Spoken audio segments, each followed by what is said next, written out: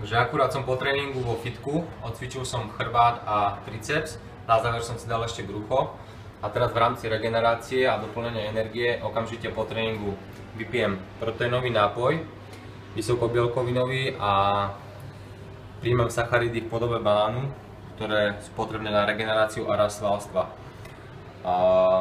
Bielkoviny a sacharidy obsiahnuté v proteíne a banáne je ideálne prijať okamžite po tréningu a za nejakých 20 minút, 25 minút po tréningu zjesť hlavné jedlo, či už na obed alebo vo večernom tréningu ako večera.